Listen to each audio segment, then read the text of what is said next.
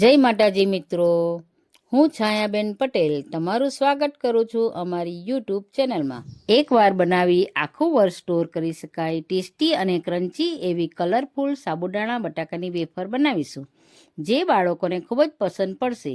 બાળકોને બહારના ફરસાણ કરતાં તમે ઘરે આ રીતે સાબુદાણાની વેફર બનાવશો, જ્યારે પણ ખાવાનું મન થાય ત્યારે ઝટપટ તળીને બનાવીને આપી શકો. અને તમને હું એકદમ સરળ રેસીપી બતાવીશ. તમે ઘરે એકલા હાથે બનાવી શકો છો. રેસીપીને પૂરેપૂરી જોજો. સ્ટેપ બાય સ્ટેપ બધી જ માહિતી આપી છે. તો ચાલો આજની રેસીપી બનાવવાનું શરૂ કરીએ. તો તેની માટે પહેલાં મેં એક વાટકામાં 3 વાટકી સાબુદાણા લીધા છે. આ સાબુદાણા વજનમાં 500 ગ્રામ જેટલા છે. પછી એક મોટા બાઉલમાં સાબુદાણા નાખી દઈશું. તેમાં થોડું પાણી ઉમેરી લઈશું. સાબુદાણા 2 હાથ વડે સારી રીતે ધોતા જવાનું. આ જ રીતે સાબુદાણાને 2 થી 3 વાર ધોઈને પાણી નિતારી લઈશું. પછી સાબુદાણામાં 1 ગ્લાસ જેટલું પાણી ઉમેરી સાબુદાણા ડૂબે એ રીતે તમારે પાણી ઉપર રાખવાનું છે. હવે આપણે એક ડીશ ઢાંકી દઈશું. 2 કલાક કે પૂરી રાત માટે પલાળી દેવાનું છે. આખી રાત પલાળીને સાબુદાણા સરખી રીતે પલળી ગયા છે. તમારા હાથથી કે ચમચાના મદદથી ચેક કરી લેવાનું છે. તમે જોઈ શકો છો સાબુદાણા કેટલા વવરા અને ખીલી ગયા છે. ચાલો તો હવે આગળની પ્રોસેસ શરૂ કરીએ. અહીં મેં 5 નંગ બટાકા લીધા છે. અહીં મેં વેફરવાળા બટાકા લીધા છે. તમે કોઈ પણ લઈ શકો છો. અને મેં 500 ગ્રામ જેટલા વજનમાં બટાકા લીધા છે. હવે આપણે બટાકાને વાટકામાં નાખીશું અને એની ઉપર પાણી નાખીશું. એને 2 હાથ વડે સારી રીતે ધોઈ લઈશું, જેથી કોઈ પણ ધૂળ કે માટી લાગી હોય એ નીકળી જાય. વેફર માટે તમે બટાકા તમારા હિસાબથી ઓછા વધતા કરી શકો છો. હવે એક કુકરમાં 2 ગ્લાસ પાણીમાં એક એક કરીને બટાકા મૂકતા જઈશું અને કુકરનું ઢાંકણ ઢાંકી દઈશું. 2 થી 3 સીટી પડે ત્યાં સુધી આપણે રાખી મૂકીશું. તમે જોઈ શકો છો આપણા બટાકા કેટલા સરસ બફાઈ ગયા છે. હવે બટાકાને એક એક કરીને ડીશમાં કાઢી લઈશું અને 10 મિનિટ ઠંડુ પાડવા મૂકીશું. હવે બધા બટાકા ઠંડા થઈ ગયા છે. હવે બટાકાની છાલ કાઢતા જઈશું. તમે જોઈ શકો છો કેટલી સરળ રીતે છાલ નીકળી જતી છે. આ જ રીતે આપણે બધા બટાકાની છાલ કાઢી લેવાની છે. હવે એક છીણી લઈશું અને એક એક કરીને બટાકાને છીણતા જઈશું. તમે અહીં મેસરનો ઉપયોગ પણ કરી શકો છો, પણ અહીં મેં તમને એક સલાહ આપીશ કે બટાકા છીણીને જ લેવાના છે, નહીં તો બટાકા આખા રહી જશે અને સેવ બરાબર નહીં બનશે. આ જ રીતે આપણે બધા બટાકા છીણી લઈશું. હવે મસાલો રેડી કરી લઈએ. તો તેની માટે અહીં મેં 1 ઇંચ આદુનો ટુકડો અને 5 થી 6 નંગ લીલા મરચાં લીધા છે. પછી એમાં 2 ચમચી જેટલું પાણી ઉમેરીશું અને બરાબર ગ્રાઇન્ડ કરી લઈશું. તમે જોઈ શકો છો આપણા લીલા મરચાંની પેસ્ટ રેડી થઈ ગઈ છે. હવે વેફર બનાવવાનું શરૂ કરીએ. તો તેની માટે પહેલાં અહીં મેં એક મોટી તપેલી લીધી છે. તેમાં આપણે 2 ગ્લાસ પાણી ઉમેરીશું. પાણી ગરમ થાય પછી એમાં 1 ચમચી જેટલું મીઠું ઉમેરીશું. પછી 1.5 ચમચી જીરું એડ કરીશું. પછી એમાં આદુ મરચાંની પેસ્ટ એડ કરીશું અને એને બરાબર મિક્સ કરી લઈશું. તમારા ઘરમાં જે રીતે તીખું ખાતા હોય તે રીતે તમારે મરચાં ઉમેરવાના. પછી થોડા થોડા કરીને સાબુદાણા ઉમેરતા જઈશું. જેટલા સાબુદાણા લીધા હોય તેટલું ડબલ પાણી લેવાનું છે. હવે આપણે મીડિયમ ટુ સ્લો ગેસની ફ્લેમ પર જ તમારે 10 થી 15 મિનિટ જેવું તમારે સાબુદાણાનું ખીચું બનવા દેવાનું છે અને થોડી થોડી વાર વચ્ચે ચમચાથી હલાવતા રહેવાનું છે, જેથી નીચે ચીટકી ના જાય. સાબુદાણા અત્યારે વ્હાઈટ છે.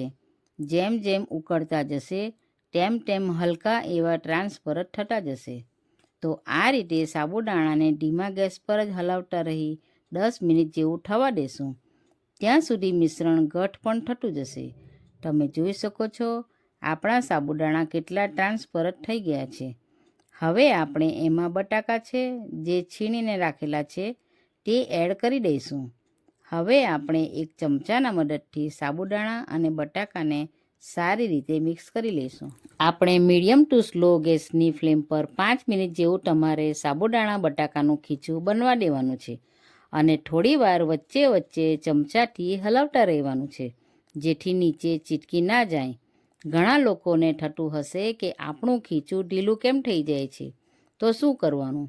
તમને એક આઈડિયા બતાવું.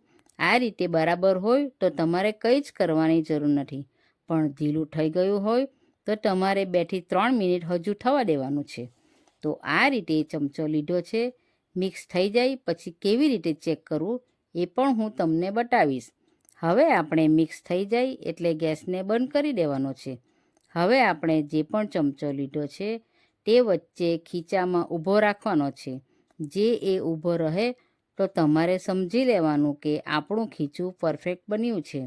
જો એ ના ઊભું રહે અને નીચે પડી જાય તો તમારે સમજવાનું કે હજુ સુધી ખીચું ઢીલું છે. હજુ પણ એને 2 થી 3 મિનિટ જેવું થવા દેવાનું છે. આ એક ટ્રીક છે. હવે આપણે એમાં અડધું લીંબુ નીચોવીશું, જેનાથી ખાટો અને તીખો સ્વાદ આવશે વેફરમાં. હવે આપણે બેટરને એક થાળામાં કાઢીને ઠંડુ પાડવા મૂકીશું.